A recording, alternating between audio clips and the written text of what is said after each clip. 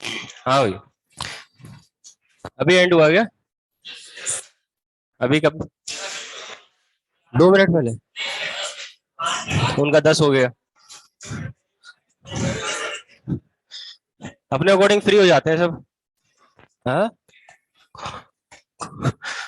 तो आओ फिर चलो। कहाँ से स्टार्ट करना है? कुछ सॉल्व डिस्कस करना है। डिफरेंशियल। हाँ। कुछ सॉल्व नहीं किए? क्यों भाई? टाइम नहीं है?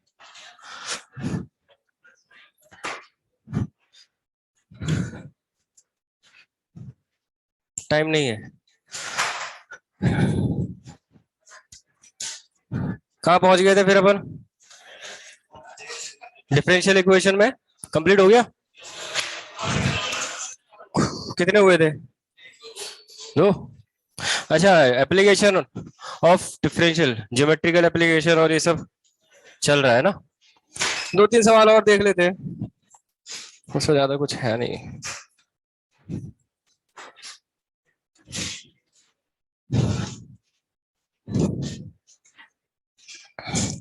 2 सवाल किए अपन। हाँ।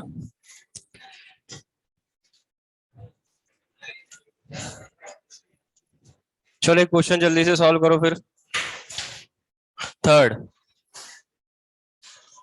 Find the equation of curve passing through point 1, 0 for which the length of normal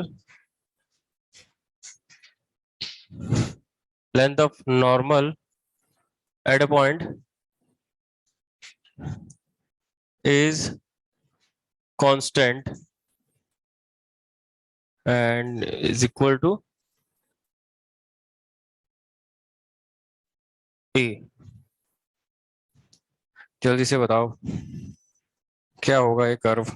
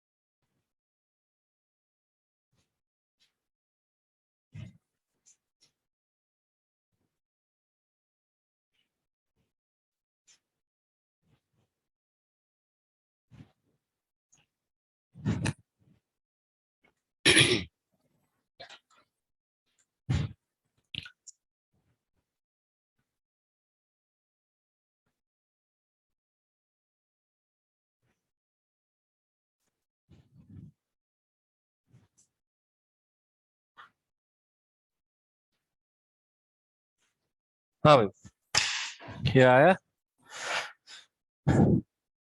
normal at a point, length of normal at a point is constant which is equal to a, curve की equation find करनी है passing through 1,0। भाई normal किसी point पे, किसी भी point पे तो अपन के पॉइंट लेट कर ले x, y, let the point of contact be,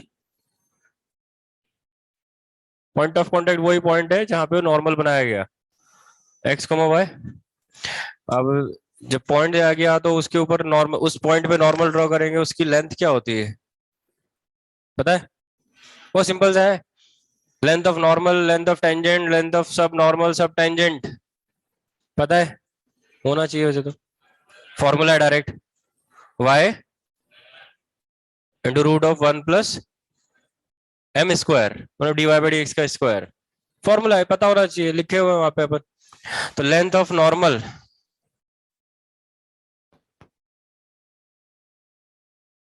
eight p is equal to what, y into root of 1 plus M square, M का मतलब D Y by D X का स्क्वायर, यही है, कुछ और है?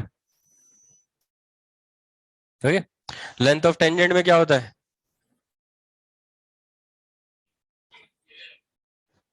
सब कुछ सेम होता है, बस ये रेसिप्रोकल में आ जाता है 1 upon M square. Length of सब नॉर्मल,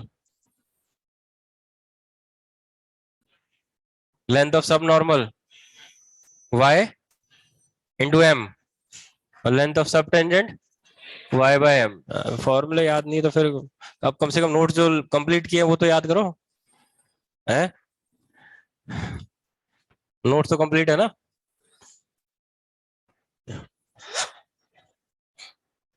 तो लेंथ ऑफ नॉर्मल ये हुआ, ये गिवन है अपन को a के बराबर, तो गिवन है तो उसको तो एलिमिनेट करना नहीं है, this is equal to a। अब ये डिफरेंशियल इक्वेशन बन गई, इसको सॉल्व करना, solve this differential equation.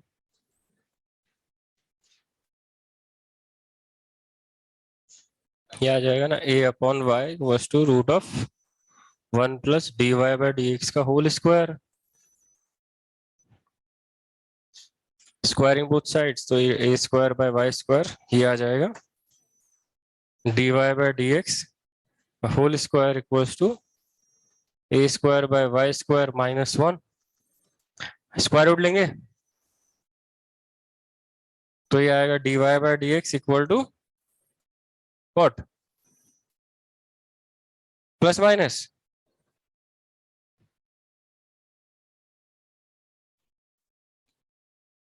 Plus ले माइनस ले, कुछ भी ले सकते हैं।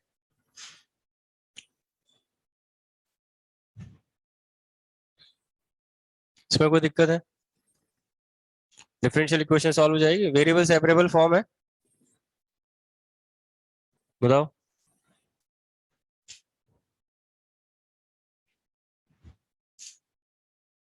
ये जाएगा y upon root of a square minus Y square D Y equals to plus minus D x.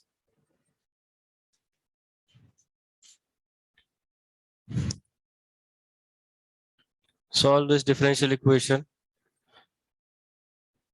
देखो क्या आता है।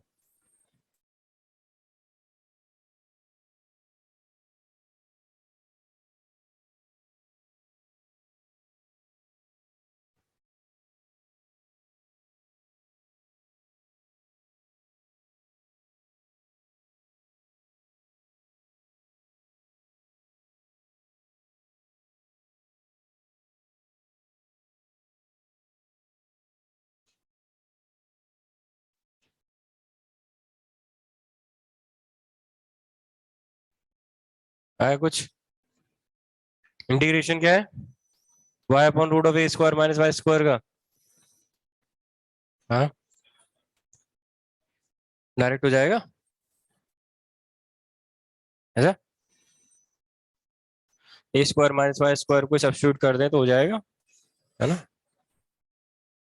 ओके देन, तो कितना आ रहा है, 2 से मल्टीप्लाइड बाय 2 है, माइनस भी आ जाएगा, एक माइनस 1/2 और 1 अपॉन रूट का रूट, 2 रूट 2 भी कैंसिल हो जा रहा है, तो खाली बचेगा माइनस में root of A square minus Y square, right, direct integrate कर रहे हैं हम, minus root of A square minus Y square, फिर डिफरेंशिएट करेंगे तो ये आ जाएगा equal to plus minus X plus C. देखें 1,0 से पास करा के सी की वैल्यू अलग अलग आएगी क्या? कर्व पासेस थ्रू 1,0, एक्स की जगह 1 रख दो, वाई की जगह 0, तो ए तो कांस्टेंट है और वो क्योंकि लेंथ उसके बराबर दी हुई है तो ऑब्वियसली फिर पॉजिटिव कांस्टेंट हुआ, उसमें फिर अलग से लिखने की जरूरत नहीं है, A is a positive constant. The curve passes through 1,0, तो ये आ जाएगा minus root of A square minus 0, root of A square is A equal to plus minus 1 plus C. तो सी की दो अलग अलग वैल्यूज आ जाएंगे, फिर दो कर्व बनेंगे एक तरह से, ठीक है? कहीं पे कोई दिक्कत? अब ये सब कुछ है क्या, मतलब वो पुराने जो कंसेप्ट है, फॉर्मूले जो है, लेंथ हो गई, टेंजेंट का कंसेप्ट हो गया, नॉर्मल का हो गया, कोऑर्डिनेट ज्योमेट्री का जो बेसिक कंसेप्ट है, चाहे वो इंटरसेप्ट का हो, स्लोप का हो, चाहे कुछ भी हो, वही काम आने हैं इसमें। मेन काम है आपको वो कंडीशन पुट करके डिफरेंशियल इक्वेशन बनानी है, और डिफरेंशियल इक्वेशन बहुत आराम से बनेगी, आराम से सॉल्व होगी, वो बहुत आसानी से हो जाती है। मैक्सिमम वेरिएबल सेपरेबल या ज्यादा से ज्यादा कल अपन देगा होमोजीनियस से हो सकता है या लीनियर, फिर भी कोई दिक्कत हो तो बताओ। ये तो नेक्स्ट क्वेश्चन लिखा हुआ है,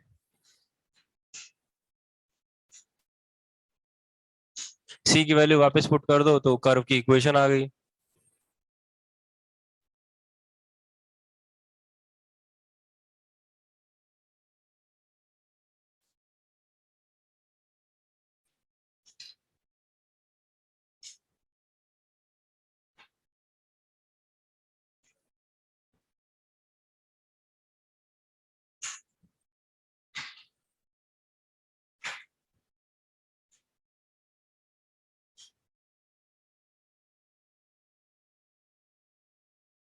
हाँ, क्वेश्चन क्लियर है? नेक्स्ट नेक्स्ट ही कर रहे हैं ना अब तो, ये तो हो गया होगा। सी की वैल्यू पुट करके सिंपलीफाई करना चाहो तो करो, नहीं तो फिर एज इट इज छोड़ दो, ऑप्शन मैच करने वाली बात है वो तो। मान लो ऑब्जेक्टिव है तो ऑप्शन में कौन सा इक्वेशन दिया हो, किस फॉर्म में दिया हुआ है, स्क्वायरिंग करके सिंपलीफाई कर सकते हो ऊपर वाला स्क्वायर रूट को हटाने के लिए, ठीक है? हाँ, तो क्वेश्चन नंबर 4 में क्या चीज ऐसी है जो समझ में नहीं आ रही है? Scrap value. हाँ, स्क्रैप का मतलब समझते हैं ना? हाँ, कबाड़, हाँ, भंगार, हाँ, कबाड़, हाँ ठीक है, सही बात है, कचरा, स्क्रैप, ठीक है। स्क्रैप वैल्यू का मतलब क्या हुआ फिर? जब उसने एक टर्म और दी हुई है कैपिटल टी, जो रिप्रेजेंट कर रहा है वो क्या है? Total life of the equipment. इसका मीनिंग क्या हुआ? टोटल लाइफ से हम क्या समझते हैं? लाइफ खत्म हो गई उसकी, दैट मीन्स अब वो किसी काम का नहीं रहा, काम, और जो काम का नहीं, हाँ एक्सपायरी डेट, वो बिल्कुल सही बात है, और जो अपने किसी काम का नहीं है एक्सपायरी डेट निकलने के बाद, वो अपने लिए कबाड़ है। अब उसको क्या करेंगे? कबाड़ी को दे देंगे, है ना, और कबाड़ी को दोगे तो वो जो कुछ भी आपको देगा वही उसकी स्क्रैप वैल्यू है। भाई कभी जैसे कोई रद्दी हो जाती है ना, ज्यादा अपने पास नोट्स इकट्ठे हो गए तो अब काम के नहीं आ रहे, ठीक है, तो बाद में क्या करोगे, है ना, और कोई दूसरा ले भी नहीं रहा स्टूडेंट, तो फिर रद्दी वाले में दोगे फिर। अब रद्दी वाला क्या करेगा, वो रद्दी के भाव में देगा ना, है ना, तो वही उसकी स्क्रैप वैल्यू है एक तरह से, ठीक है, भंगार का भाव। मतलब जब उसकी लाइफ कंप्लीट होगी तब उसका भाव क्या है, उसकी वैल्यू जो है वो स्क्रैप वैल्यू है, सिंपल, ठीक है। बाकी और कोई दिक्कत? परचेज वैल्यू इनिशियल वैल्यू हो गई, टी टाइम तक, small T is the time period, जितना टाइम आप यूज करोगे उसके अकॉर्डिंग उसकी वैल्यू डिक्रीज होती जा रही है जैसे जैसे टाइम आगे बढ़ेगा, ठीक है। और रेट ऑफ चेंज आपको बता दी टाइम के रिस्पेक्ट में, किस रेट से वो डिक्रीज हो रही है वैल्यू, और टोटल लाइफ कंप्लीट होने के बाद उसका वैल्यू बताना है, स्क्रैप वैल्यू। तो वो बताने के लिए आपको किसकी जरूरत पड़ेगी? वैल्यू के एक फंक्शन की जरूरत पड़ेगी ना, ताकि उसमें टाइम आप कुछ पुट करो और आपको उसकी वैल्यू मिल जाए। अब वो कैसे मिलेगी? जब आप इस डिफरेंशियल इक्वेशन को सॉल्व करोगे, कर लो सॉल्व। इसमें तो डिफरेंशियल इक्वेशन भी दी हुई है v और t में, वेरिएबल दो ही है, time t small t and v। जल्दी से सॉल्व करो, देखो क्या आ रहा है।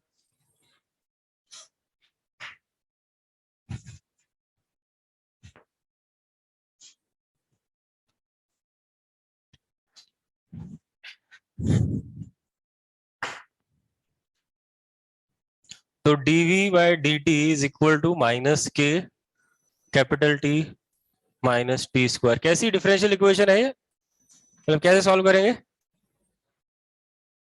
हाँ, वेरिएबल सेपरेबल, डायरेक्ट सॉल्व कर लेना भाई। ये वेरिएबल में एक v है और एक स्मॉल t है, तो ये स्मॉल t में पूरा इसको एक साथ ही रख ले। तो dv is equal to minus K T minus T square D T, ऐसा वेरिएबल सेपरेबल फॉर्म है v और t में। तो डायरेक्ट इंटीग्रेट करेंगे और सॉल्व करेंगे, देखो क्या आ रहा है। इधर आ जाएगा v, v मतलब vt बोल दो, चल ठीक है। इधर क्या आएगा, माइनस के स्केलर है, कैपिटल टी का इंटीग्रेशन इज टी टी, मतलब स्मॉल टी आ जाएगा ना। वेरिएबल तो स्मॉल, कैपिटल टी कांस्टेंट है क्योंकि टोटल लाइफ को रिप्रेजेंट कर रहा है। माइनस टी स्क्वायर का हो गया टी क्यूब बाई 3, ठीक, प्लस में आएगा कुछ सी। अब ये सी हमें फाइंड करना है।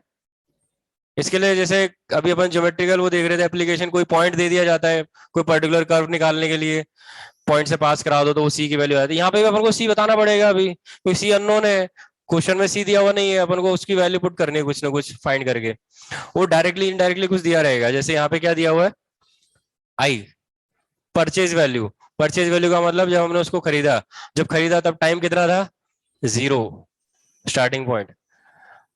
तो स्मॉल टी इक्वल्स टू 0 के कोरिस्पॉन्डिंग वीटी की वैल्यू कितनी है, आई के बराबर। यहां से आएगी सी की वैल्यू, तो देखो कितना आ रहा है, ये टी, ये 0, तो सी इक्वल टू आई आ गया, ये ठीक। और यहां से मिल जाएगा V T equals to minus K T T minus T cube by 3 plus I. Now what, for scrap value, scrap value का मतलब है small T becomes capital T. जब आपने उसको पूरा टाइम यूज कर लिया है ना, तो उसकी वैल्यू कितनी आ रही है, वी टी। रख दो यहाँ पे, कितना आ रहा है, T square minus T cube by 3 plus, जैसे इसको लिखना चाहो वैसे लिख दो। इसमें कहीं कोई दिक्कत हो तो बताओ।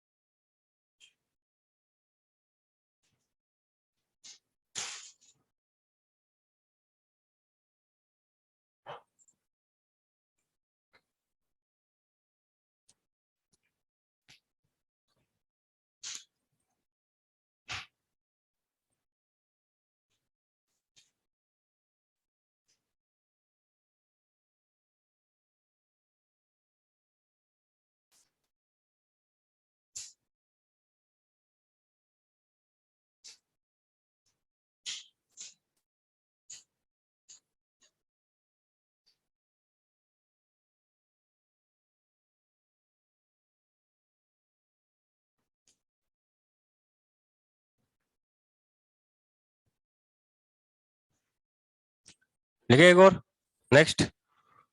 यही है, अभी जेई में पूछा हुआ सवाल है वैसे तो ये। अब देखो जेई मेंस में लास्ट वाला जो किया है पर, स्क्रैप वैल्यू ऐसा ही कुछ होगा सिमिलर, थोड़ा सा अलग हो सकता है पट्टा नहीं। क्वेश्चन नंबर 5 एक और देखते हैं, देखो एट प्रेजेंट, ये भी आपको मिल जाएगा शायद, ठीक है। जहां तक है, firm is manufacturing 2000 items, it is estimated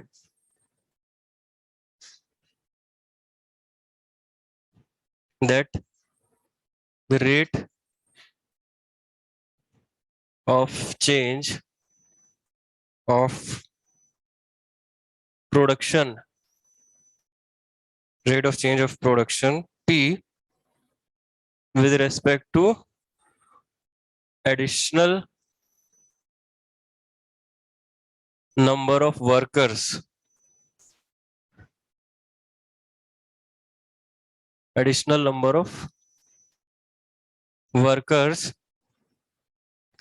is d, additional number of workers x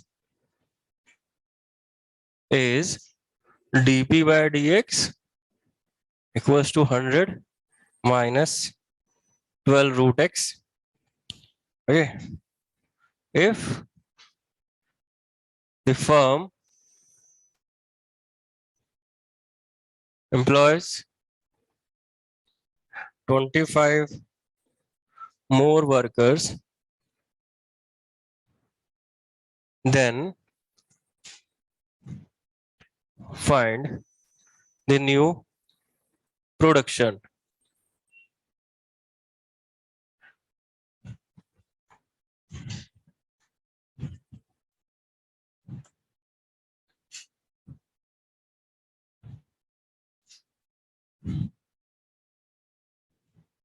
Find the new production. इसका देखो,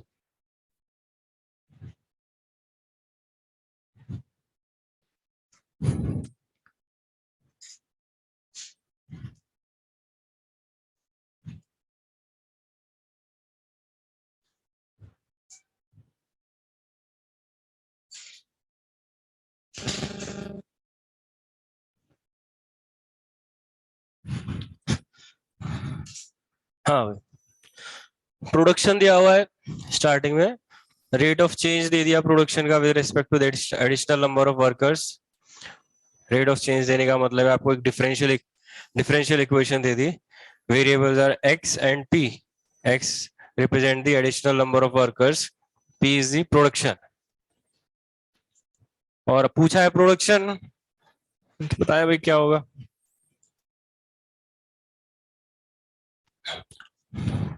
आपको प्रोडक्शन का एक फंक्शन निकालना पड़ेगा, उसके लिए आपको इस डिफरेंशियल इक्वेशन को सॉल्व करना पड़ेगा, वो बहुत इजीली सॉल्व हो जाएगी। देखो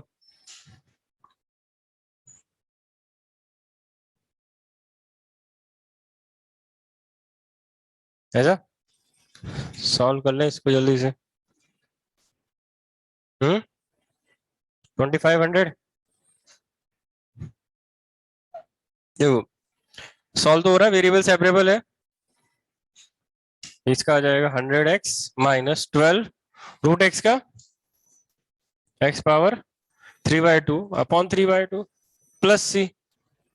अब c की वैल्यू निकालने के लिए फिर कुछ ना कुछ चाहिए अपन को, एक पॉइंट, अब की बार कौन सा पॉइंट है, हाँ x0 लेंगे तो p की वैल्यू 2000, क्योंकि x रिप्रेजेंट कर रहा है additional number of worker, extra workers, तो स्टार्टिंग में तो कोई एडिशनल है ही नहीं ना, स्टार्टिंग में तो जितना है उन्हीं से काम चला रहे हैं, तो additional number of workers is 0, उस टाइम पे प्रोडक्शन हो रहा है 2000, तो यहाँ पे हम बोलेंगे x इक्वल टू 0 के कोरस्पॉन्डिंग प्रोडक्शन p इज 2000, तो यहाँ से c की वैल्यू आएगी, देखो x0 गायब तो c की वैल्यू आ गई 2000,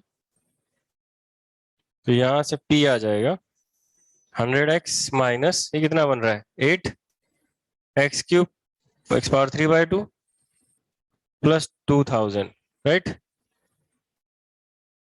now when additional number of workers is 25, है ना, यही लिखा है कि 25 मोर वर्कर्स आ गए, तो एडिशनल नंबर ऑफ वर्कर्स है 25, तब प्रोडक्शन कितना है, तो x इक्वल टू 25 रख के बताना है, p इक्वल्स टू कितना आ रहा है 2500, अलग लग रहा आ रहा है इसमें, कैलकुलेशन है भाई, 25 125 इंटू 8 कितना होता है 1000, 100 इंटू 25 कितना है 2500 प्लस 1000 3500, 3500 आ रहा है भाई, क्या दिक्कत है इसमें, कैलकुलेशन ही तो है। 125 ये हो गया, इंटू 8 करो 1000, 2000 माइनस 1000 इज 1000, 100 इंटू 25 2500 प्लस 1000, 3500 ना, सही है कैलकुलेशन। तो ये दो टाइप के एप्लीकेशन है इसमें, ज्योमेट्रिकल जिसमें वो टेंजेंट नॉर्मल और सारी चीजें काम आ जाएंगी, बेसिक ज्योमेट्री, इक्वेशन बनाओ सॉल्व करो, और यहाँ पे कुछ ऐसा कहीं कोई दिक्कत। तो बाकी क्वेश्चन तो आप डायरेक्ट 2020 में करेंगे, है ना, शीट में तो करना नहीं है। शीट में दिए हुए एक्सरसाइज 1 है, एक्सरसाइज 3 पार्ट 2 है स्पेशली। तो अपने पास करने के लिए कुछ है नहीं यहाँ पे, थ्योरेटिकली तो अपन ने कुछ पढ़ा नहीं है, बस क्वेश्चन ही देख रहे थे, तो अपन ने भी देखे। कहीं कोई दिक्कत? नो? तो इसको एंड किया जाए, कितना चलाएंगे इसको, है? चलो, तो बाकी अब क्वेश्चन करोगे तो ठीक है, नहीं तो फिर देखते हैं। नेक्स्ट चैप्टर पे आते हैं अपन, vector and 3D। Vector and 3D काफी कुछ आपको पहले से आता ही है इसमें, है? क्या बात कर रहे हो, कौन सा सिलेबस? अरे बोर्ड की कौन बात कर रहा है, तुम तो फिजिक्स में पढ़ते आ रहे हो, क्या बात कर रहे हो? अरे तो बहुत आ गया है, तो इतना आ गया तो हमें बहुत कुछ आ गया, क्रॉस प्रोडक्ट डॉट प्रोडक्ट आता है तो फिर तो है ना। चलो ठीक है, तो स्टार्ट कर रहे हैं अपन, वेक्टर एंड 3D दोनों एक साथ ही चलते हैं वैसे तो, हो सकता है कहीं अलग जगह दिया रहता है वेक्टर अलग 3D अलग, पर ठीक है अपना थोड़ा थोड़ा वेक्टर थोड़ा थोड़ा 3D एक साथ चलेगा, क्योंकि अपन जो वेक्टर पढ़ रहे होंगे यहाँ पे मेनली अपन 3D में पढ़ रहे होंगे, वेक्टर तो 2D में बनाया जा सकता है ना, पर हम 3D के साथ पढ़ रहे हैं तो उसमें 2D वाला भी इन्वॉल्व हो ही जाएगा बीच बीच में, ठीक है। अच्छा पहले 3D की बात कर ले, 2D तो अपन ने पढ़ लिया काफी कुछ, जितने भी कोऑर्डिनेट ज्योमेट्री पढ़ी वो 2D में पढ़ा, है ना। 3D में थोड़ी बहुत बेसिक नॉलेज की बात करें तो, कि होता क्या है भाई 3 डायमेंशनल ज्योमेट्री, है ना, system, coordinate system in 3D। Extra क्या आ जाएगा इसमें, बस एक ही डिफरेंस है, कोऑर्डिनेट वाइज तो एक कोऑर्डिनेट एक्स्ट्रा आ रहा है, और प्लेन की बात करें तो दो प्लेन एक्स्ट्रा आ रहे हैं अभी, ठीक है। Vector and 3 dimensional geometry 3D।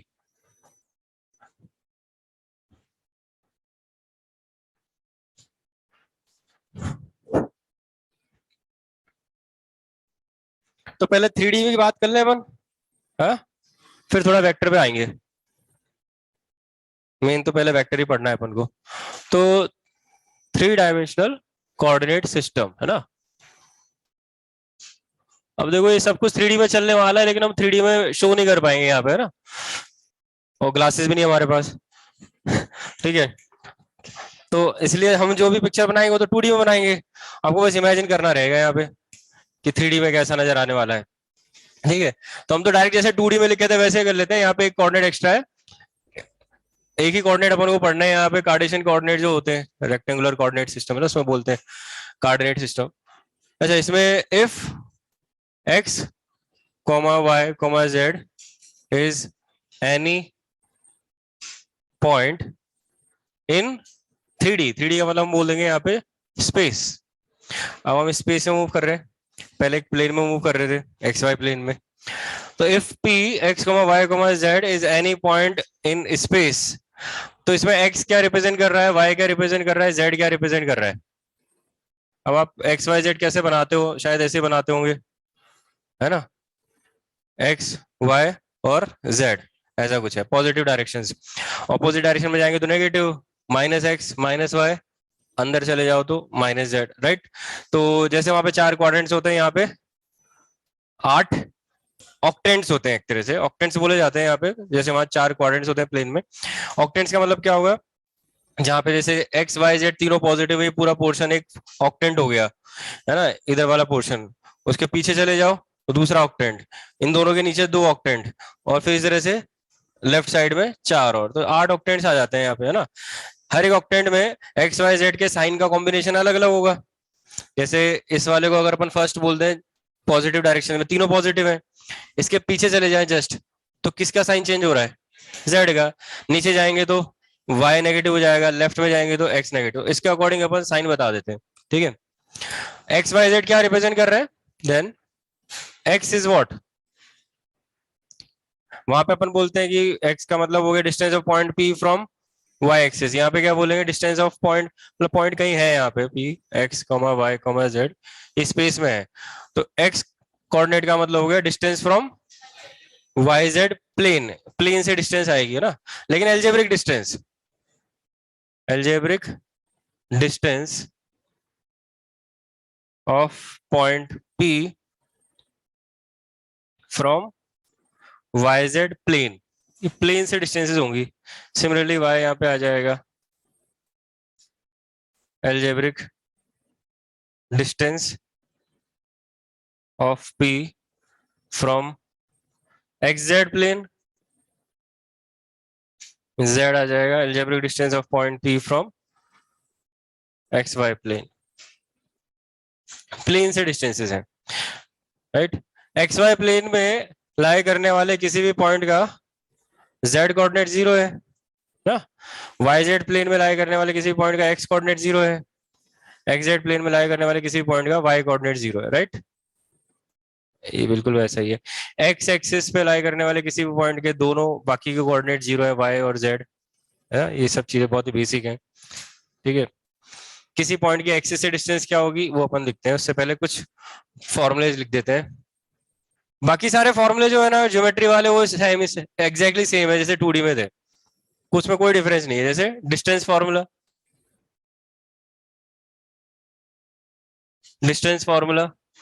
मतलब दो पॉइंट्स हैं ए और बी, उनके बीच की distance, distance between two points A x1 y1 z1 and b x2 y2 z2 is this ab equals to, जैसे वहां है वैसे यहाँ है, बस फर्क क्या पड़ा, वहां पे दो कोऑर्डिनेट थे, यहाँ पे एक कोऑर्डिनेट एक्स्ट्रा आ गया, तो सेम पैटर्न में चलेगा वो तीसरा कोऑर्डिनेट भी।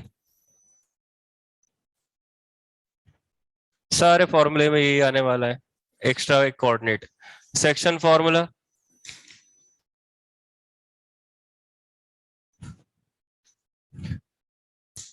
एग्जैक्टली सेम पैटर्न, चाहे इंटरनल डिवीजन हो चाहे एक्सटर्नल डिवीजन हो। If P divides line joining A x1 y1 z1 and B x2 y2 z2 internally in ratio m ratio n, then,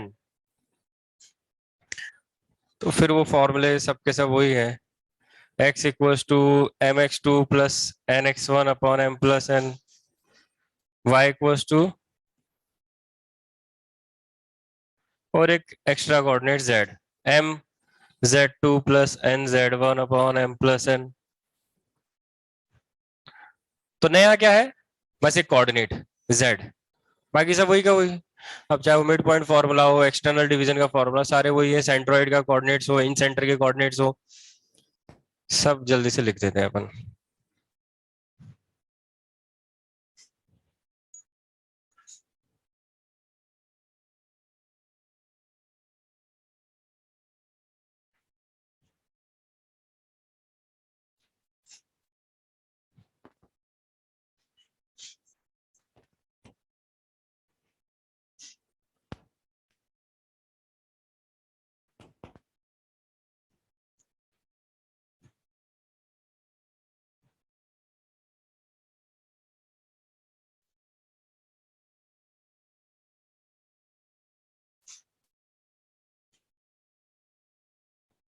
okay, कहीं कोई दिक्कत हो, एक्सटर्नल डिवीजन वो लिख देते हैं।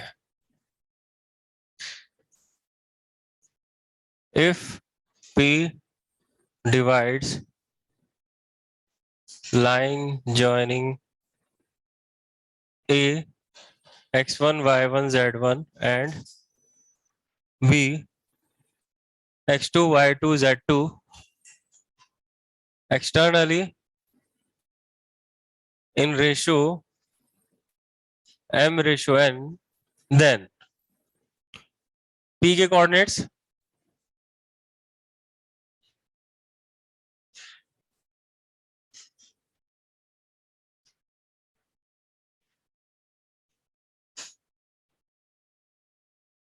एक एक्स्ट्रा कोऑर्डिनेट।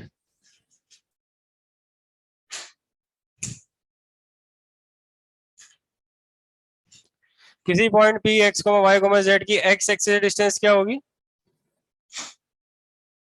एक्स एक्सिस से डिस्टेंस।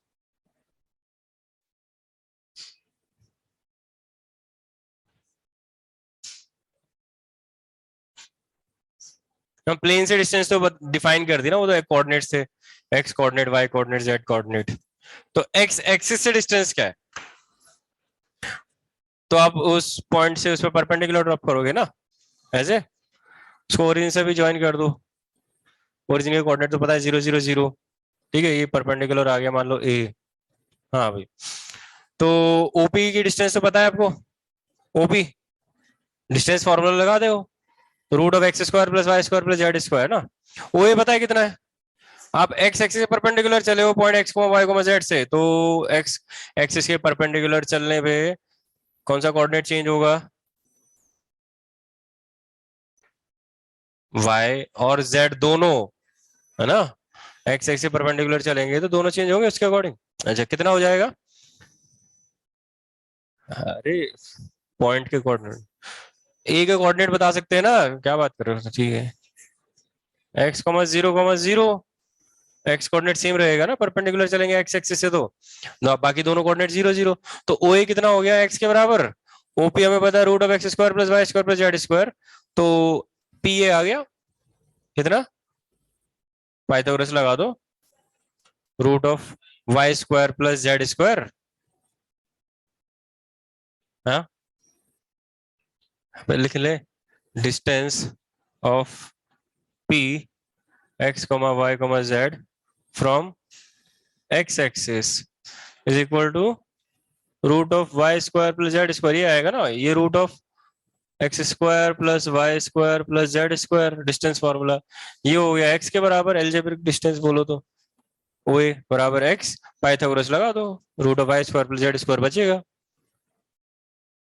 इसे वैसे बाकी बता सकते हो, distance of P from Y axis is equal to root of X square plus Z square,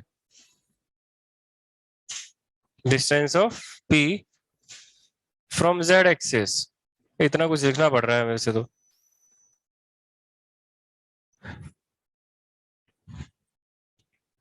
बहुत ज्यादा बेसिक्स पे अपन बात कर रहे हैं। ये है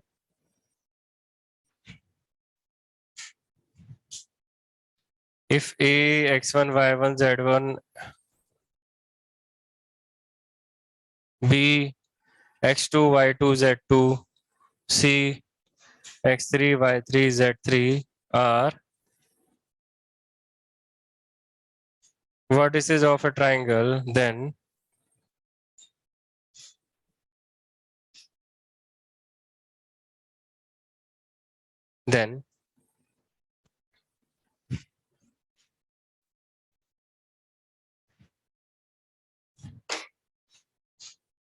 सेंट्रोइड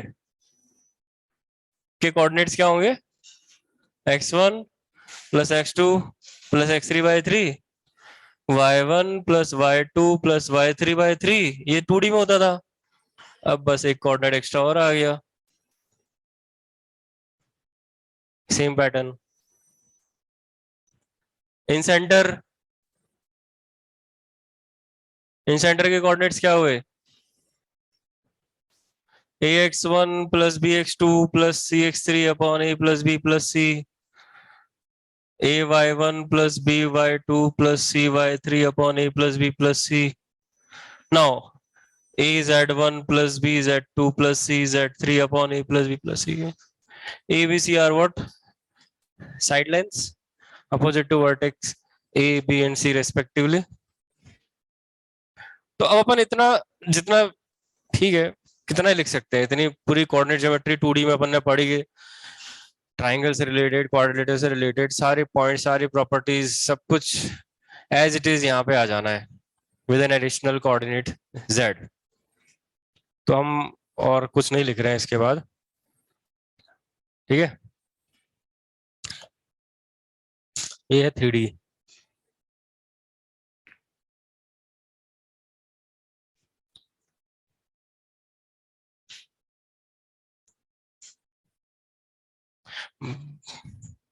टू डी में जिस तरह से हम एक लाइन को ट्रीट करते हैं, स्ट्रेट लाइन को, 3D में हम बिल्कुल उसी तरह से एक प्लेन को ट्रीट करेंगे, है ना।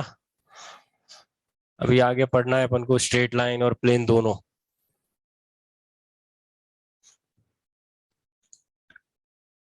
इसमें लिखो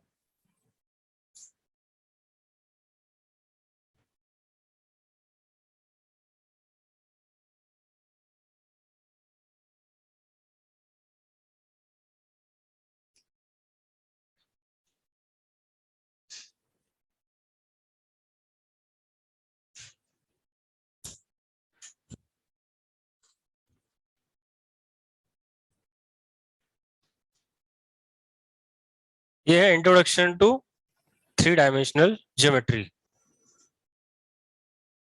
इंट्रोड्यूस कर दिए, हो गया इंट्रोडक्शन, है ना। ओके, तो नेक्स्ट इंट्रोड्यूस करते हैं अपन vectors.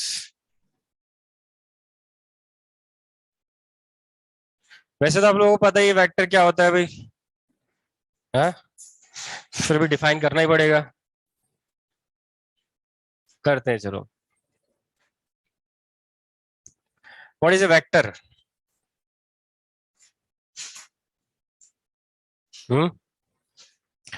A quantity, physical quantity having both magnitude and direction. Simple. तो लिखो भाई, जल्दी से डिफाइन करते जाओ। A physical quantity having both magnitude and direction, right? ऐसे एक वेक्टर है, इसको अपन इस तरह से लिख रहे हैं, ऐसे ए बी वेक्टर। तो मैग्नीट्यूड क्या होता है फॉर वेक्टर ए बी? इस तरह से हमने लिखा है, A is called the initial point, B is called the, अगर अपन ए से बी तक जा रहे हैं तो, है ना, terminal point, initial point, terminal point. Vector A B की बात करें, ए बी जिस तरह से लिखा जाएगा वो डायरेक्शन के अकॉर्डिंग लिखा जाएगा। ए बी लिखा है तो ए टू बी, वो एरो से पता लग जाएगा ना, एरो जो है रिप्रेजेंट करता है डायरेक्शन को। तो distance between A and B is called the magnitude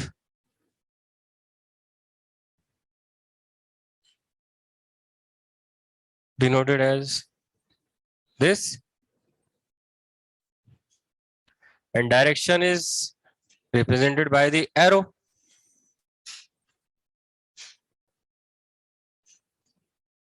simple. ये तो फिर डेफिनेशन हो गई वेक्टर की।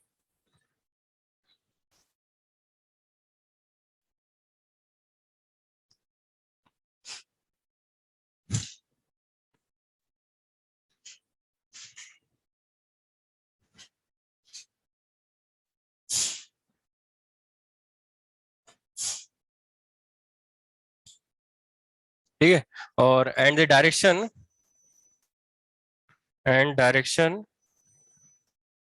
इज रिप्रेजेंटेड बाय, इस तरह से लिख देते हैं, ए बी कैप, तो भी बना देते हैं उसको, A B cap.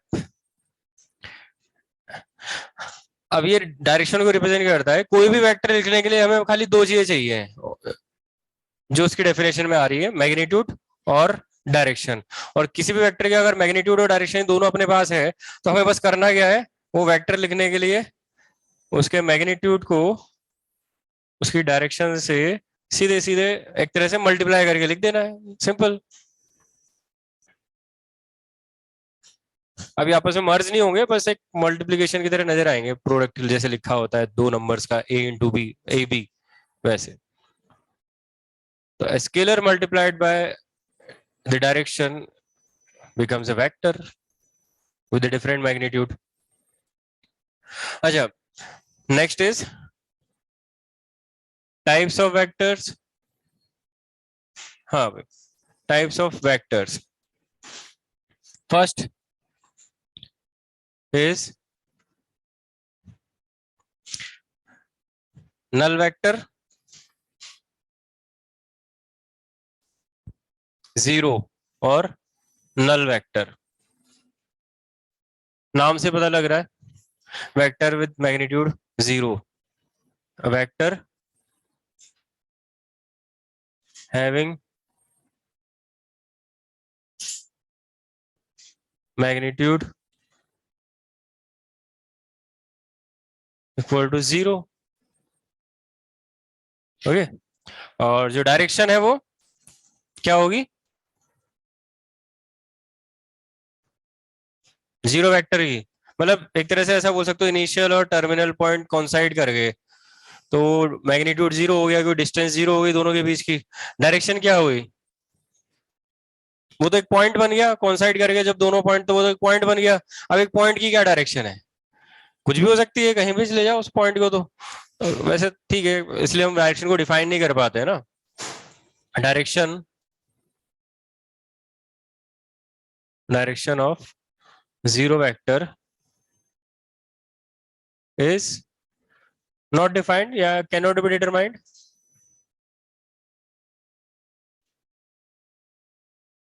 Direction cannot be determined या not defined. Okay, डिफाइंड होता तो हम डिटरमाइन कर ही लेते, वैसे तो ठीक है।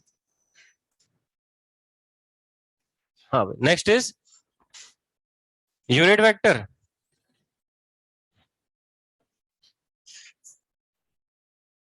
यूनिट वेक्टर, यूनिट वेक्टर नाम से पता लग रहा है, vector having magnitude equal to unity. Unity means one, right. एक वेक्टर जिसका मैग्नीट्यूड वन होगा, ठीक है। और ये जो अपन ने पहले लिखा है ना, वहां पे डायरेक्शन ए बी का है, वही है unit vector. It is unit vector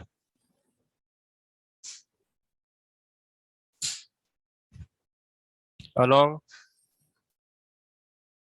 the positive direction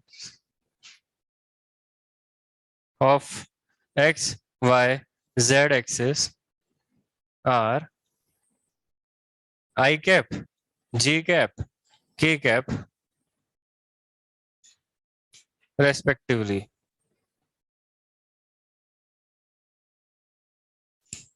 Okay, the unit vector in the direction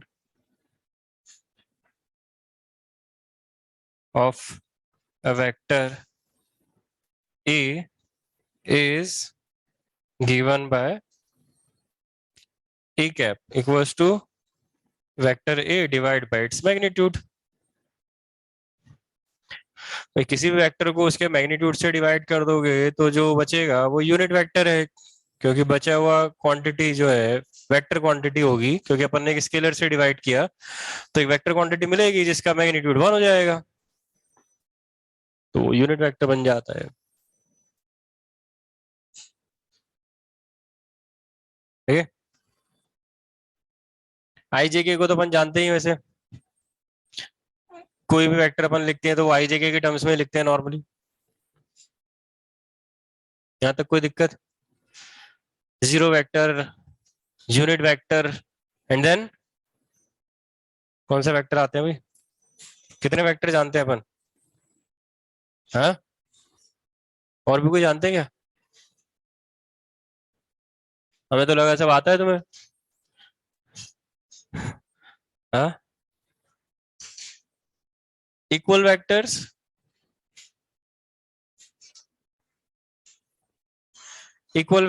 two vectors are said to be equal if उनके मैग्नीट्यूड और डायरेक्शन दोनों सेम हो, है ना। Two vectors are said to be equal if they have the same magnitude and direction। देखो खाली दो ही चीजों से डिफाइन कर रहे हैं अपन वेक्टर को, मैग्नीट्यूड और डायरेक्शन। तो अगर ये दोनों सेम है तो वेक्टर को भी सेम ही बोला जाएगा, क्योंकि और कोई तीसरी चीज तो है नहीं जिससे अपन डिफाइन कर सके वेक्टर को। ठीक, इक्वल वेक्टर्स। एक होता है पोजीशन वेक्टर, पोजीशन वेक्टर ये क्या चीज है भाई, यहीं पर लिख देते हैं इसको, पोजीशन वेक्टर। जैसे कार्टेशियन में, मतलब 3D या 2D कार्टेशियन में अपन जो कोऑर्डिनेट्स लिखते हैं X comma Y comma Z, वो हमें क्या बताते हैं? कोऑर्डिनेट्स से हम क्या समझते हैं कि किसी पॉइंट की पोजीशन ना, किसी भी पॉइंट को, किसी पॉइंट की पोजीशन बताने के लिए हम कोऑर्डिनेट्स को यूज करते हैं। अब वो होते हैं रिलेटिव, क्योंकि अपन ओरिजिन के रिस्पेक्ट में बात कर रहे होते हैं, हमें एक रेफरेंस पॉइंट चाहिए। वैसे ही वेक्टर में भी किसी पॉइंट की पोजीशन को बताने के लिए हम यूज करते हैं पोजीशन वेक्टर, और इसके लिए भी रेफरेंस पॉइंट सेम ही है, ओरिजिन, है ना। The position of a vector point is given by its position vector. अब लिखा कैसे जाता है, बहुत आसान है भाई। कार्टेशियन से डायरेक्ट हम वेक्टर में रिलेट करते हैं, कार्टेशियन और वेक्टर को। अगर आपको कोऑर्डिनेट्स पता है तो आप इजीली पोजीशन वेक्टर बता सकते हो, and vice versa. The position vector of a point x, y, z is given as is xi cap plus y j cap plus z k cap। Simple. अगर आपको coordinates पता है तो आप position vector तुरंत लिख दोगे, and vice versa. Position vector पता है तो आप कोऑर्डिनेट्स बता दोगे, x, y, z। इसमें कोई दिक्कत? पोजीशन वेक्टर, ठीक है। ये हो गया पोजीशन वेक्टर।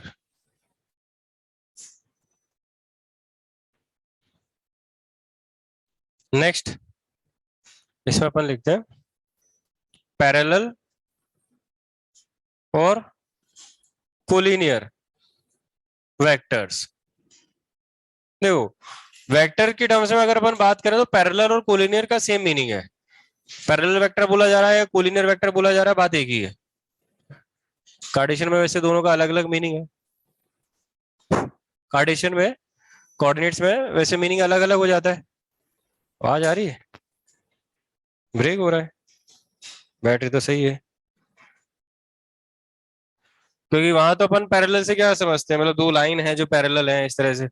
कोलिनियर से क्या समझते हैं, मतलब पॉइंट्स की कोलिनियरिटी की बात करते हैं वहां पे अपन, तीन पॉइंट्स कोलिनियर है कि नहीं, इस तरह से। यहाँ पे वेक्टर में दोनों का मीनिंग सेम ही है। अब होता क्या है, अगर कोई वेक्टर दिया हुआ है तो उसका एक मैग्नीट्यूड होगा, कोई डायरेक्शन होगी। डायरेक्शन जो होता है एक तरह से हम बोल सकते हैं एक पैरेलल लाइन है, एक डायरेक्टेड लाइन बोल सकते हो, पैरेलल लाइन बोल सकते हो, जिसके अलोंग वो चल रहा है, जिसके डायरेक्शन में वो चल रहा है। ठीक है, दो वेक्टर है तो दोनों के डायरेक्शन में एक लाइन अपन बना सकते हैं, है ना। तो दो वेक्टर्स को पैरेलल कब बोलेंगे? जब उनकी वो डायरेक्टेड लाइन सेगमेंट लाइन जो है वो आपस में पैरेलल हो, पैरेलल सपोर्ट जिसको अपन बोल देते हैं, है ना। तो two vectors are said to be, इसमें डायरेक्शन सेम हो जरूरी नहीं है ना, खाली जिस लाइन के वो पैरेलल है वो आपस में पैरेलल है तो हम वेक्टर को पैरेलल बोल देंगे। ठीक है, two vectors are said to be parallel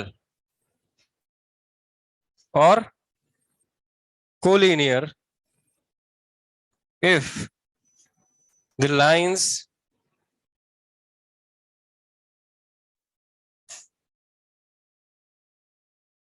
parallel to the vectors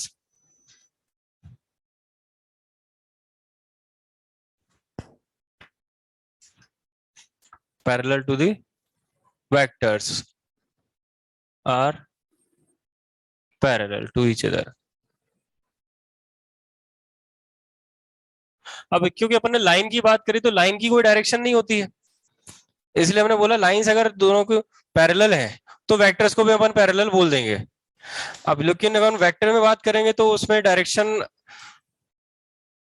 line के अकॉर्डिंग देखा जाए तो दो डायरेक्शन हो जाएंगी, आगे जाओ तो एक डायरेक्शन है, पीछे जाओगे तो डायरेक्शन चेंज हो जाएगी।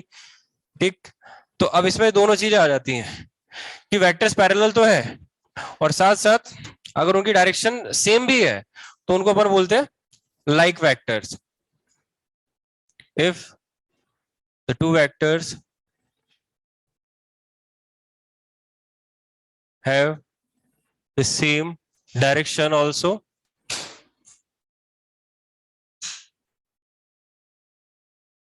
then they are called like vectors,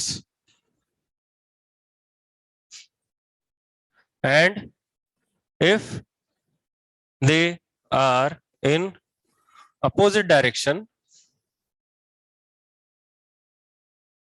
then they are called unlike vectors. Parallel तो है, उसमें भी दो केस बन जाएंगे, लाइक और unlike. If two vectors a equals to a1 I cap plus b1 j cap plus c1 k cap and b vector a2 I plus b2 j plus c2 k are collinear यानी कि parallel, then तो सबसे पहला जो important part आ रहा है इस chapter में वो यही है, बाकी तो बिल्कुल बेसिक है। then we can write a is equal to lambda b for some non-zero scalar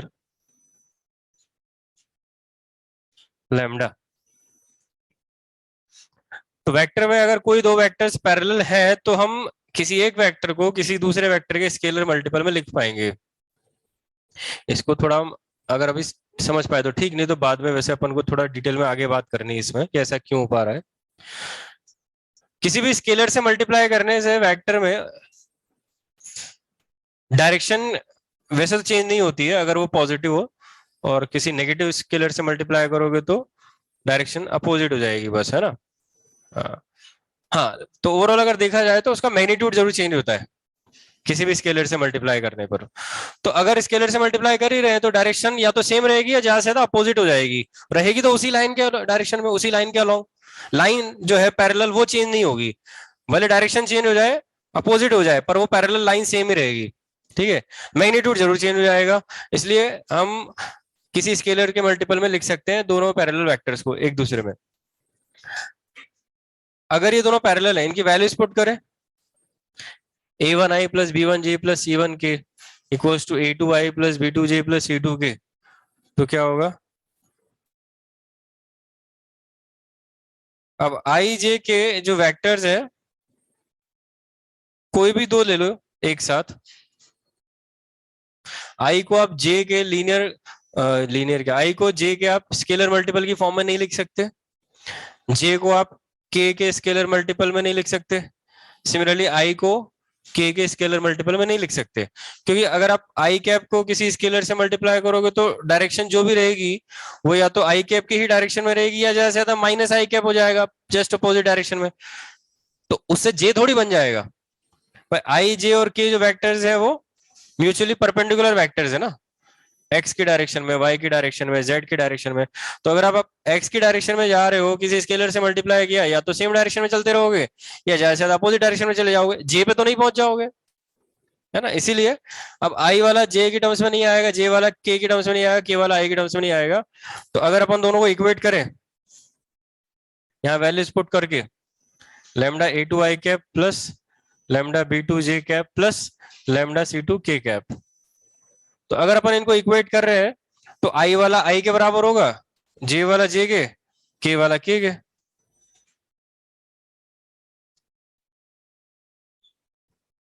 तो यहां से एक रिलेशन बन के आता है, A one upon A two equals to B one upon B two equals to C one upon C two equal to lambda. तो हम ये बोल देते हैं सिंपल वर्ड्स में, अगर दो वेक्टर्स पैरेलल है तो उनके जो कंपोनेंट्स होंगे आई जे के अलोंग वो प्रोपोर्शनल होंगे, सिंपल। अब ये लैम्डा जो है अगर ये पॉजिटिव हुआ तो उन दोनों वेक्टर्स की डायरेक्शन भी सेम होगी, यानी कि वो लाइक वेक्टर्स आ जाएंगे।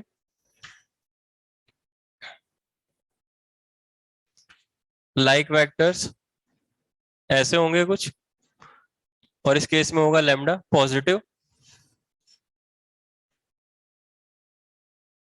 यहाँ पे होगा लैम्डा नेगेटिव, और अनलाइक वेक्टर्स हो जाएंगे।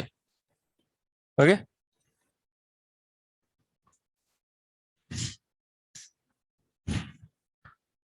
इसको अपन आगे वैसे पढ़ते हैं लीनियरली डिपेंडेंट और इंडिपेंडेंट वेक्टर्स में।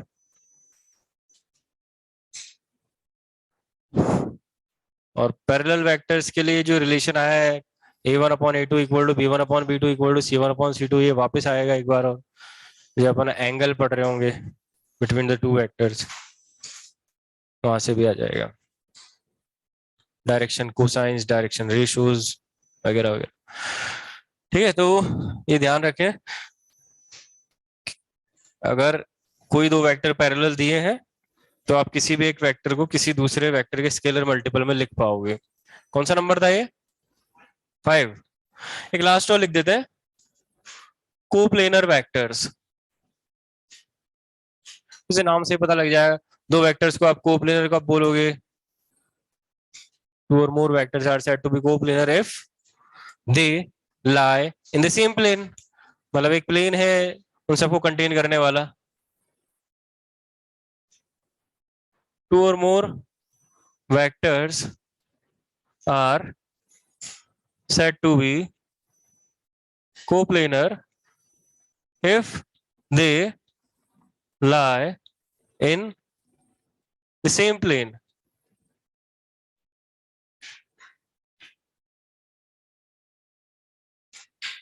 ओके, एक पॉइंट और जो हम यहाँ लिख रहे हैं और उसको फिर आप बताना सही है कि नहीं। Two vectors are always coplanar,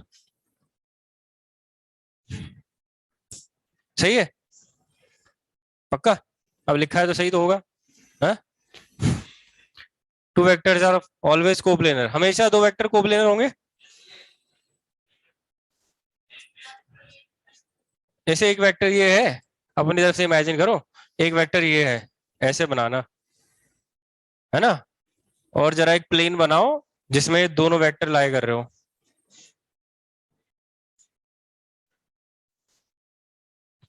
तो अभी जैसे अपन ने ये दो वेक्टर ऐसे बनाए हैं, अब अगर हम एक प्लेन बनाने की कोशिश करेंगे जिसमें दोनों वेक्टर आ जाए तो अभी तो नहीं बन पाएगा, है ना। कोशिश करके देख लो इस तरह से रख के, क्योंकि अगर अपन लाइन की बात करें, मान लो ये दो लाइंस हैं, टू लाइंस कोप्लेनर हो जरूरी नहीं है, वेक्टर कोप्लेनर है ये जरूरी है, इसीलिए हमने लिखा भी है। ठीक है, तो अगर ये दोनों लाइंस हैं तो एक इस तरह से अगर कोई दो लाइंस बनाएंगे तो कभी भी वो एक प्लेन में आएंगी नहीं, ये नॉन कोप्लेनर लाइंस कहलाती है। पर वेक्टर में हम बोल रहे हैं two vectors are always coplanar, ऐसा क्यों? क्योंकि अब वेक्टर में जैसे हमने डिफाइन किया तो उसमें खाली दो चीजों से डिफाइंड होता है, मैग्नीट्यूड और डायरेक्शन। तो अगर ये कोई वेक्टर है, इसका कोई मैग्नीट्यूड है इतना, ये इसकी distance between initial terminal point, ये इसका मैग्नीट्यूड हो गया, डायरेक्शन इसकी कोई भी ले लो, इधर से इधर लेफ्ट, है ना। तो अगर अपन इस डिस्टेंस इस लेंथ को सेम रखें और डायरेक्शन को भी सेम रखते हुए स्पेस में कहीं भी मूव कराए, डायरेक्शन सेम है ना, और मैग्नीट्यूड भी सेम, तो जब डायरेक्शन और मैग्नीट्यूड भी सेम है तो इसको कहीं भी रखो स्पेस में तो वेक्टर तो सेम ही रहा। हमने बोला भी ये two vectors are said to be equal if they have the same magnitude and direction.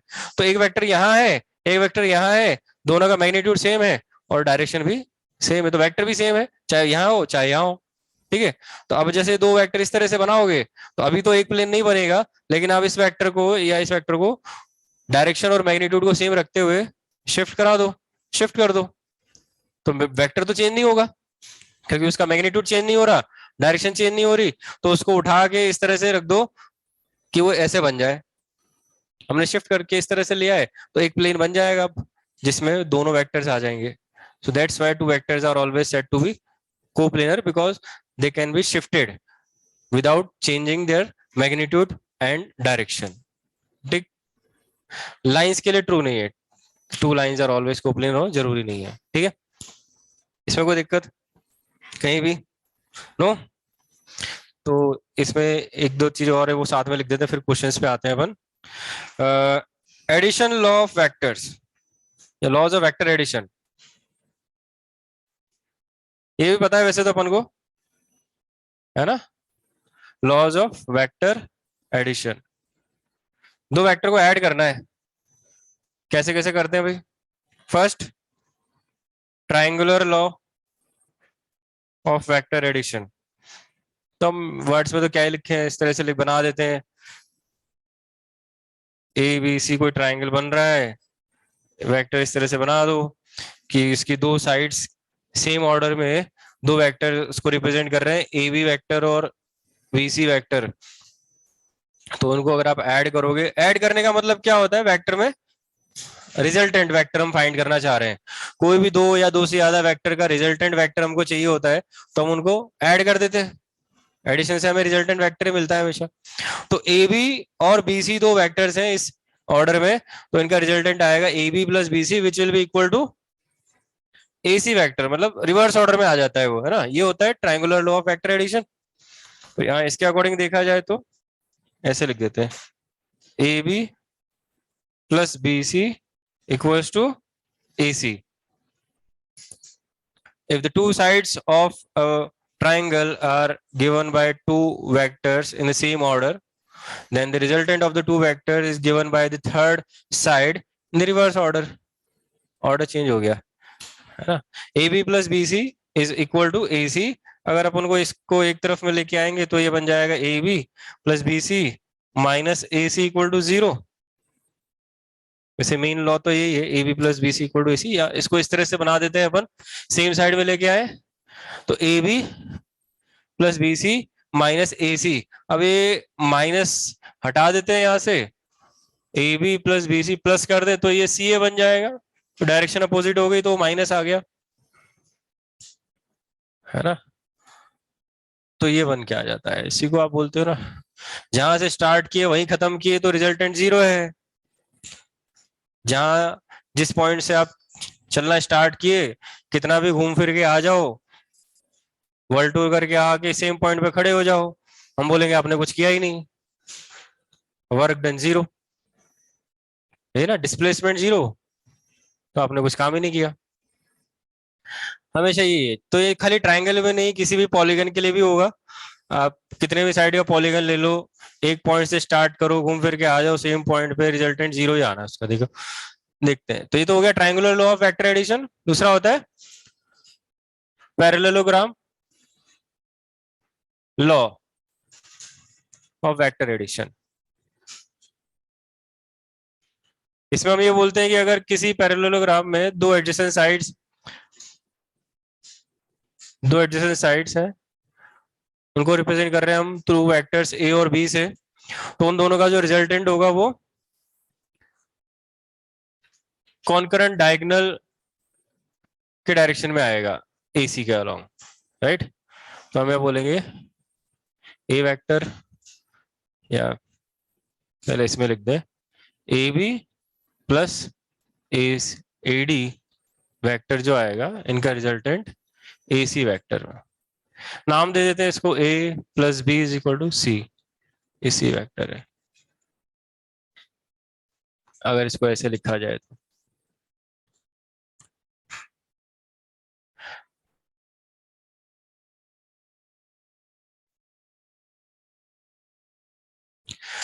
So if the two adjacent sides of a parallelogram are given by two vectors A and B, then the resultant is given by the diagonal concurrent with the two vectors या concurrent with the two sides.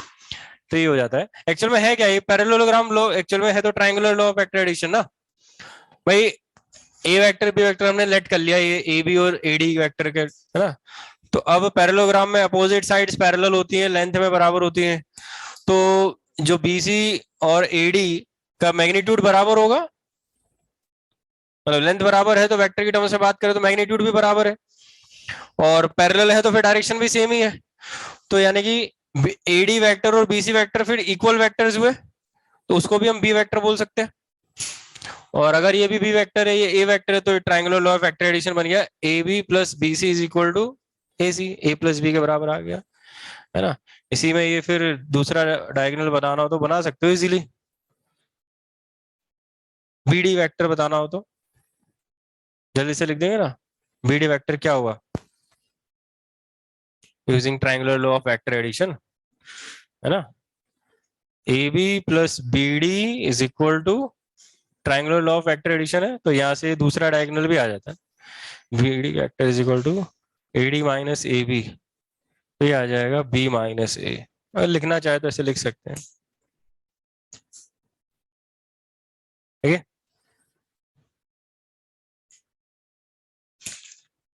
तो यही है main. तो बाकी polygon के लिए बना दे, पर वो एक्चुअल में बनेगा क्या, वो ट्रायंगुलर लॉ से बनता जाएगा, और starting point terminal point same है तो रिजल्टेंट 0 आएगा. अच्छा एक चीज और लिख दें इसमें, वेक्टर जॉइनिंग टू पॉइंट्स, ये तो लिखा ही नहीं ना. Vector joining two points,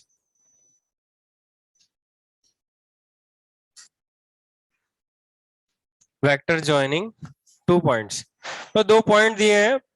vector में पॉइंट देने का मतलब है उनके पोजीशन वेक्टर्स गिवन है. वेक्टर जॉइनिंग टू पॉइंट्स ए, ब्रैकेट में जब लिखा रहता है ना इस तरह से कोई भी वेक्टर, तो समझ जाओ उस पॉइंट का पोजीशन वेक्टर है. And B B vector, vector joining two points A and B with the given position vectors A vector and B vector is, कैसे बताते हैं इसको, कोई भी दो वेक्टर्स है, क्योंकि पोजीशन वेक्टर तो हमेशा ओरिजिन के रिस्पेक्ट में बताए जाते हैं ना. तो ये ए का जो पोजीशन वेक्टर है वो एक्चुअल में ओ ए वेक्टर है, जो बी का पोजीशन वेक्टर है वो ओ बी वेक्टर है ना, विद रिस्पेक्ट टू ओरिजिन होता है. ये पोजीशन वेक्टर को भी डिफाइन भी किए थे, इज ए बी वेक्टर. हाँ तो अब ओ ए वेक्टर है स्मॉल ए वेक्टर, ओ बी वेक्टर है स्मॉल बी वेक्टर. ये पोजीशन वेक्टर इसी तरह से लिखे जाते हैं हमेशा. डिनोट कर रहे हैं अपन उसको ए और बी वेक्टर से, बट इस तरह से आता है line joining point A and origin O, O A vector. अब यहाँ पर अपन को बनाना है vector joining two points, join कर दिए, तो किस डायरेक्शन में बनाना है. मान लो ए बी अपन को बनाना है, तो ए बी वेक्टर लिखा है तो ए से बी की डायरेक्शन ले रहे हैं.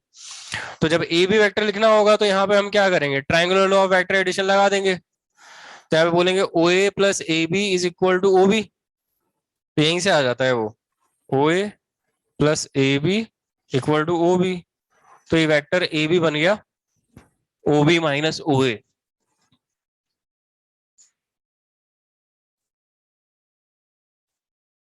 तो हम तो डायरेक्ट लिखना जानते हैं, दो वेक्टर्स, दो पॉइंट्स ए और बी को ज्वाइन करने वाला वेक्टर लिखना है ए बी वेक्टर, तो हम लिख देंगे position vector of B minus position vector of A, इस तरह से. कहीं कोई दिक्कत?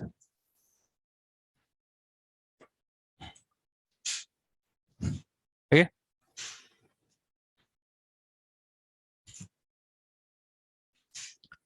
इसमें कहीं कोई समस्या हो तो बताओ.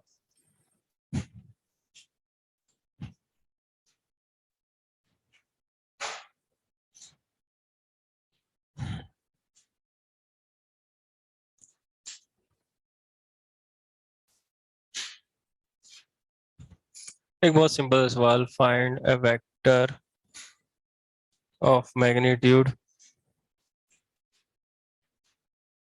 5 in the direction of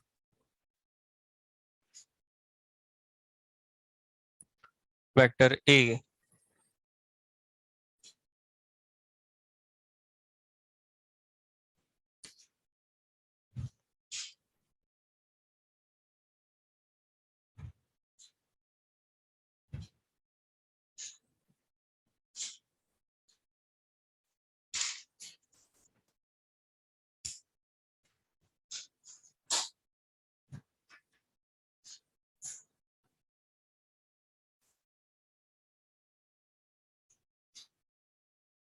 हाँ भाई, तो मैग्नीट्यूड पता है, 5 डायरेक्शन बता दी, एक ही डायरेक्शन में है। तो कोई भी वेक्टर लिखने के लिए अपन को दो ही चीजें चाहिए, मैग्नीट्यूड और डायरेक्शन। मैग्नीट्यूड बता दे, डायरेक्शन बता दे, एक ही डायरेक्शन में है। तो एक ही डायरेक्शन, डायरेक्शन अपन किससे रिप्रेजेंट करते हैं?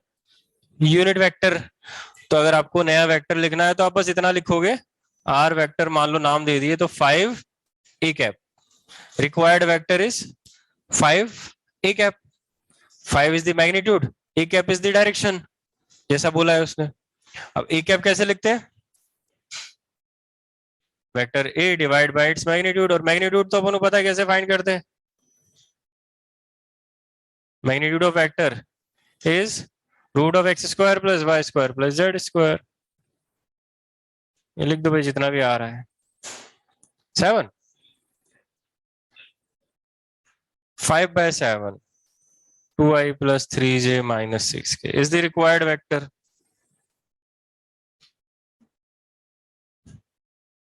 नहीं कोई दिक्कत, वो सिंपल सा सवाल था।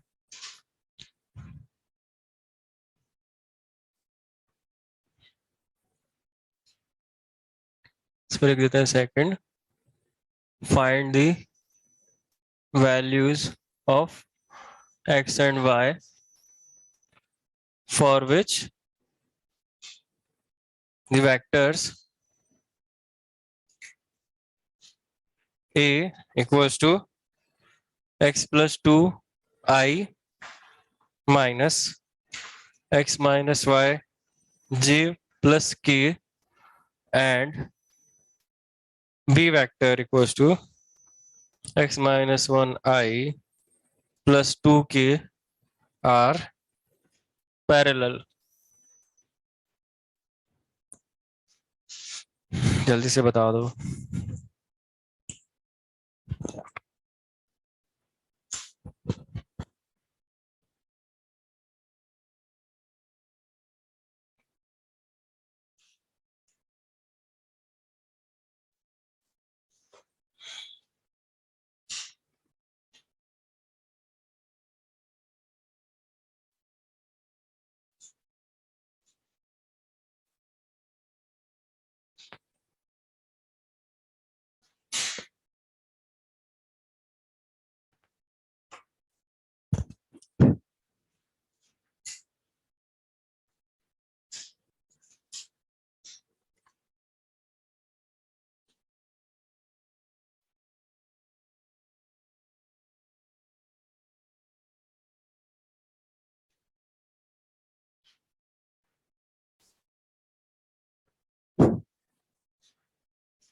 हाँ, two vectors are parallel, then components का रेशियो, मतलब आई जे के कंपोनेंट्स का रेशियो सेम है। तो x plus 2 upon x minus 1 equals to minus of x minus Y upon j का इधर 0 है, इक्वल्स टू 1 अपॉन 2, ऐसा है। x और y की वैल्यू बतानी है, जल्दी से बता दो। x तो इधर से आ जाना है, फर्स्ट और थर्ड से। x plus 2 upon x minus 1 equal to 1/2, यहाँ से आ जाएगा x equal to 2x minus x equal to -5। अच्छा, और y की वैल्यू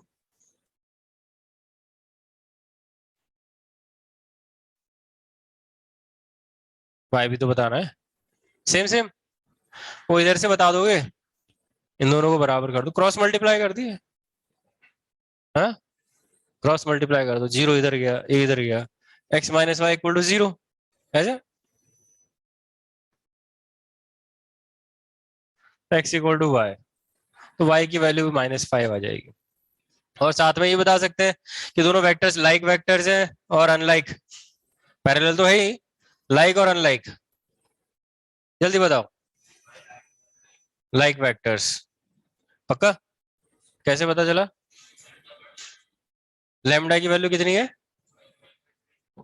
यही है, जो रेशियो होता है वो लेमडा के बराबर होता है ना, तो वो पॉजिटिव है 1/2, लाइक वेक्टर्स है। ओके, नेक्स्ट क्वेश्चन लिखते हैं।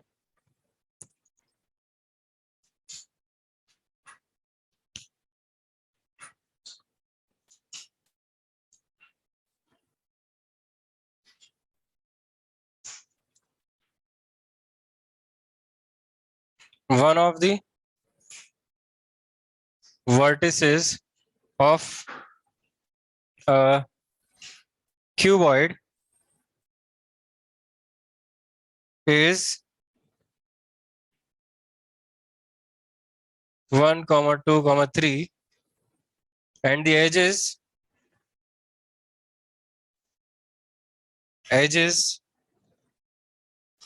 from this vertex, edges from it are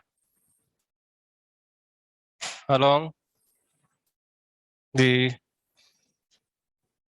positive x,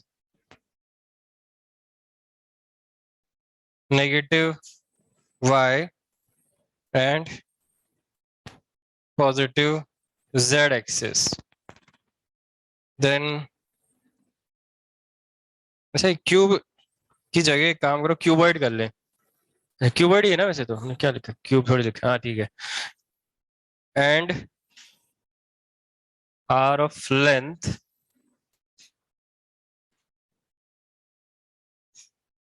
2, 3, 2 respectively,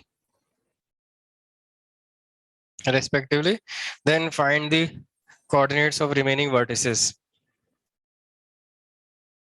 Find the coordinates of remaining vertices.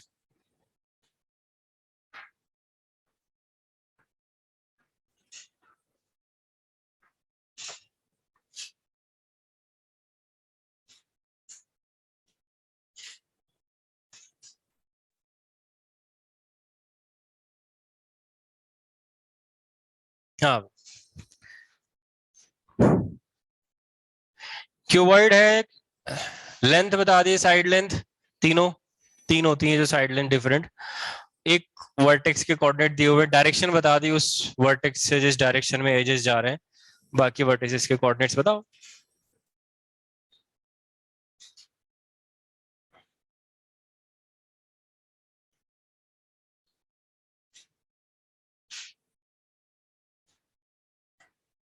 Cuboid बना दे जल्दी से, कैसा बनेगा क्यूबॉइड?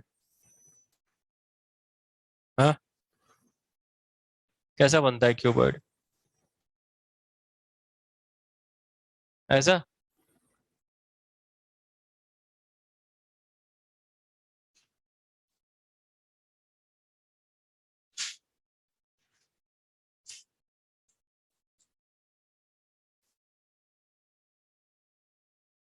बना देते हैं ना।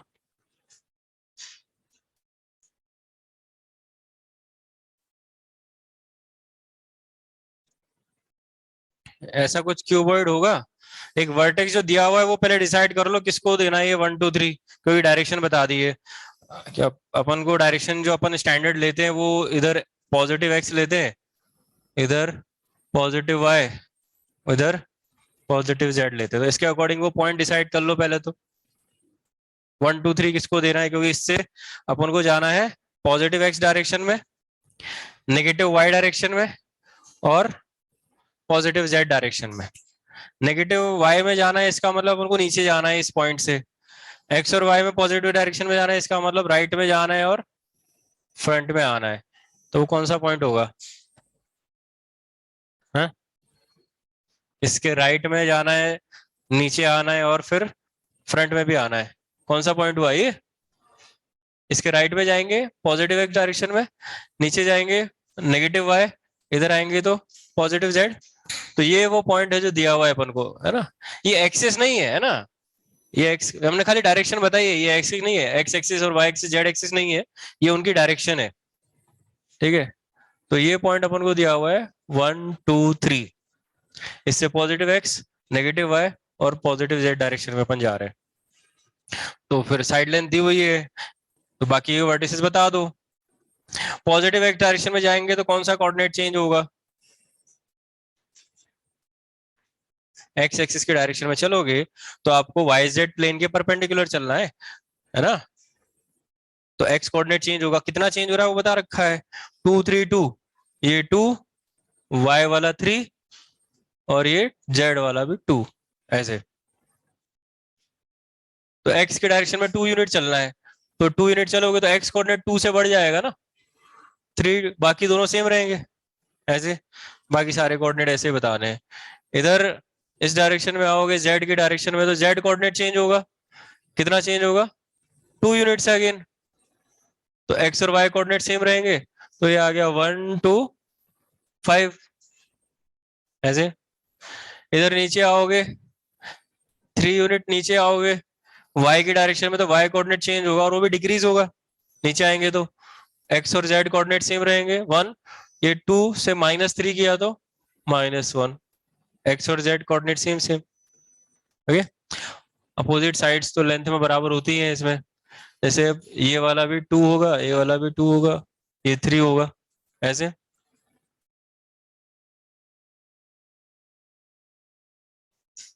तो अब ये वाला पॉइंट बता दें, रेफरेंस किसी को भी ले लें, जैसे यहां से आ जाए 3 2 3 से अगर इधर आना होगा तो जेड कोऑर्डिनेट चेंज होगा 2 यूनिट से, तो ये बन जाएगा 3 2 5। चाहे इधर से देख ले, इधर से आओगे तो एक्स कोऑर्डिनेट को चेंज करना है, बाकी दोनों को सेम रखना है, वापस वही होगा। तो जल्दी से लिख दें बाकी सब। ये पॉइंट पे आना है तो इधर से नीचे आ जाओ, वाई कोऑर्डिनेट को डिक्रीज कर दो 3 यूनिट से, बाकी दोनों सेम। इधर आना है तो इधर से आ जाओ, जेड कोऑर्डिनेट को 2 यूनिट से बढ़ा दो, बाकी दोनों सेम। इस तरह से यहाँ पे आ जाओ कहीं से भी, ऊपर से नीचे आ जाओ तो 3, 2 यूनिट से नीचे आए तो 3 माइनस किया और ये बाकी एज इट इज। ठीक, इसमें कोई दिक्कत कहीं पे भी? ये तो बेसिक कोऑर्डिनेट सिस्टम है, ठीक है।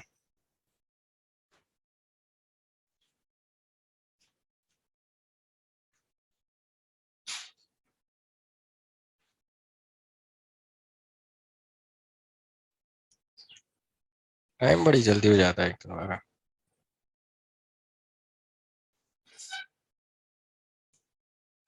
एक क्वेश्चन और लिख देते हैं, find the ratio in which xy plane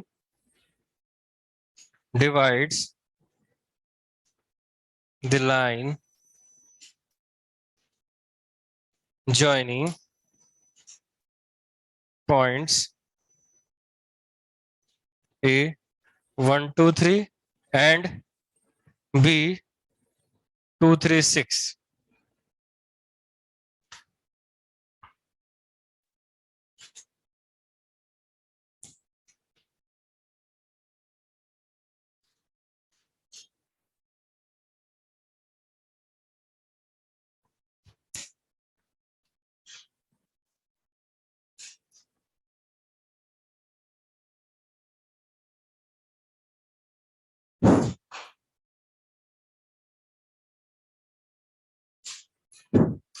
हाँ, तो ये बिल्कुल वैसे ही क्वेश्चन जैसे 2D में करते थे, है ना।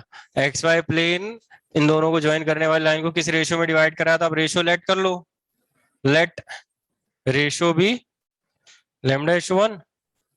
तो किसी न किसी पॉइंट पे कट कर डिवाइड कर रहा होगा ना, इन दोनों को ज्वाइन करने वाली लाइन, कोई भी दो पॉइंट्स को ज्वाइन करने वाली लाइन एक्स वाई प्लेन चाहे इंटरनली डिवाइड कर रहा हो चाहे एक्सटर्नल डिवाइड कर रहा हो, तो किसी न किसी पॉइंट पे तो कट करेगा, तभी तो वो डिवाइड होगा।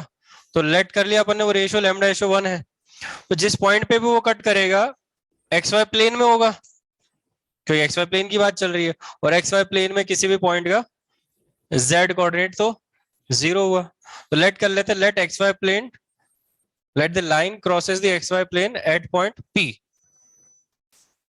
Let the line joining A and B crosses the xy plane at point P. अब वो इंटरनल भी हो सकता है, एक्सटर्नल भी हो सकता है, हमें नहीं पता, है ना? तो पर वो पॉइंट P पे क्रॉस कर रहा है line.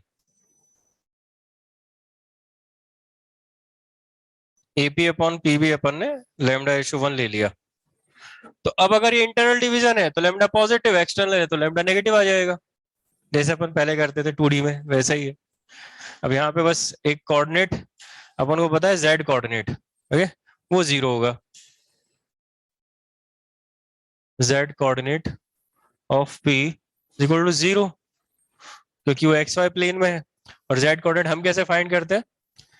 mz2, z2 is what 6 plus nz1 is 3 upon m plus n equal to 0. ये लैम्डा आ गया -1/2. That means the line joining A and B is divided by the xy plane externally in ratio 1:2. External division वो भी 1:2 में. ठीक,